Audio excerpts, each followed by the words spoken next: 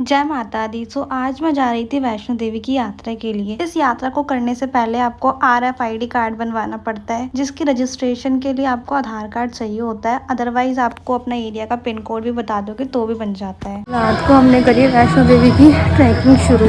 इस यात्रा को करने के लिए 2 रूट है। एक तो पुराना जिसपे घोड़े खच्चर और लोग दोनों साथ जाते हैं। एक दूसरा रूट जो नया बनवाया है, उसमें सिर्फ लोग जाते हैं यात्रा के लिए और घोड़े खच्चर वहाँ पे नहीं जाते। जो दूसरा रास्ता है वो अच्छा भी है क्योंकि वहाँ पे कोई गंदगी वगैरह कुछ भी नहीं होता और भीड़ भी नहीं होती, क्योंकि घोड़े खच्चर वालों से जो ये वाला रास्ता है उसमें बहुत भीड़ होती है। पुराने रास्ते से ट्रैकिंग करने पर 3 से 4 किलोमीटर आगे जाके एक मंदिर आता है चरण पादुका, जिसमें कहा जाता है यहाँ पे माता वैष्णो देवी जब आगे जा रही थी तो उन्होंने पीछे मुड़कर देखा था भैरवनाथ जी को और वहाँ पे उन्होंने अपने चरण चिन्ह छोड़े थे, जो आज भी मौजूद है, जो चरण पादुका के नाम से जाने जाते हैं। जो भक्त आज भी उनके दर्शन करने के लिए जाते हैं। इसलिए माना जाता है कि पहले दर्शन यहाँ के किए जाते हैं, उसके बाद आए की यात्रा शुरू की जाती है। अमरनाथ के दर्शन करने के बाद मैं आई वैष्णो देवी, जिनकी अभी ट्रैकिंग मैंने शुरू करी है।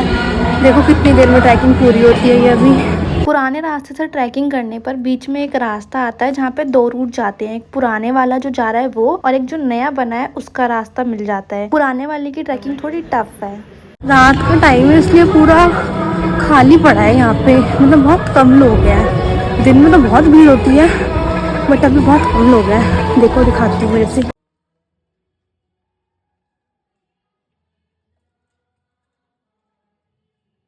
तो पता नहीं मेरा कैमरा कभी ऐसे जाता कभी ऐसे जाता, मुझे समझ नहीं आता कैमरा कैसे रखना है मुझे। वीडियो बनाने के चक्कर में तो मैं भूल ही गई कि मम्मी पीछे आ रही है और मम्मी दिख भी नहीं रही अब मुझे। पूरा खाली दिख रहा है, मम्मी तो मुझे कहीं से कहीं तक नहीं दिख रही, पता नहीं कहाँ गई।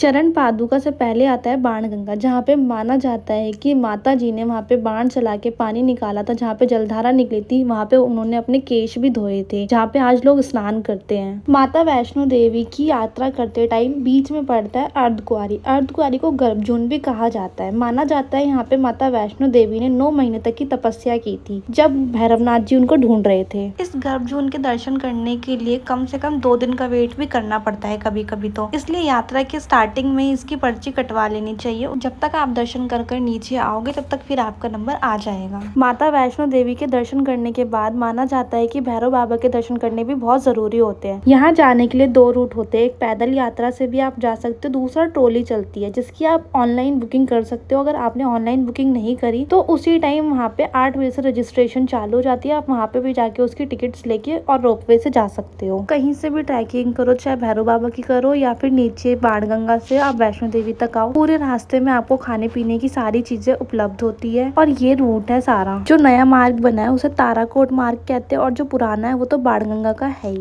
इस यात्रा को आप हेलीकॉप्टर द्वारा भी कर सकते हो, जो कटरा से सांची छत तक जाती है। यही सबसे लास्ट स्टॉप होता है, इससे आगे कुछ भी नहीं जाता। इससे आगे आपको पैदल या घोड़े खच्चर से ही जाना होता है। भैरव बाबा का मंदिर माता वैष्णो देवी के मंदिर से 2.5 से 3 किलोमीटर और ऊपर जाकर है, जिसकी यात्रा बहुत ज्यादा कठिन है। माना जाता है कि जब भैरव बाबा ने माता वैष्णो देवी का पीछा किया था, उन्हें परेशान करने की कोशिश की थी, तो माता ने अपनी दिव्य शक्ति का प्रयोग कर त्रिकुटा पर्वत की चोटी पर उनका वध किया था। अपनी मृत्यु से पहले भैरवनाथ को यह एहसास हो चुका था कि माता वैष्णो देवी कोई साधारण स्त्री नहीं है, बल्कि एक दिव्य शक्ति है। उन्होंने अपनी भूल स्वीकार की थी, उनसे क्षमा मांगी थी, तो माता वैष्णो देवी ने उनके पश्चाताप को देखते हुए उनको क्षमा कर दिया था और वरदान दिया था कि भक्त जब मेरी दर्शन करने आएंगे तो तुम्हारे दर्शन करना भी बहुत जरूरी होगा। इसलिए भैरवनाथ मंदिर जो ऊपर है उसके दर्शन करने बहुत जरूरी होते हैं। उनके दर्शन किए बिना यहाँ के दर्शन पूरे नहीं माने जाते। अगर कोई भी व्यक्ति सिर्फ माता वैष्णो देवी के दर्शन करके चला जाता है तो उनके दर्शन कभी पूरे नहीं माने जाते हैं। इसलिए आज भी इसकी मान्यता बहुत ज्यादा है। इसलिए माता वैष्णो देवी के दर्शन करने के बाद भैरव बाबा के दर्शन करने व्यक्ति जरूर आते हैं। इस पूरी यात्रा में आपको बहुत सारे बंदर देखने को मिलेंगे। माना जाता है कि माता वैष्णो देवी ने जब अर्धकुंवारी गुफा में 9 महीने की तपस्या की थी, उस दौरान सुरक्षा के लिए बाहर हनुमान जी खड़े थे ताकि कोई भी अंदर ना जा सके, क्योंकि उस टाइम भैरवनाथ उनको ढूंढ रहे थे। इसलिए आज भी देखा जाता है कि वहाँ पे बंदर बहुत ज्यादा हैं। अगर आपको वीडियो अच्छी लगे हो तो लाइक, कमेंट, शेयर करना ना भूलें और चैनल को सब्सक्राइब करना भी ना भूलें।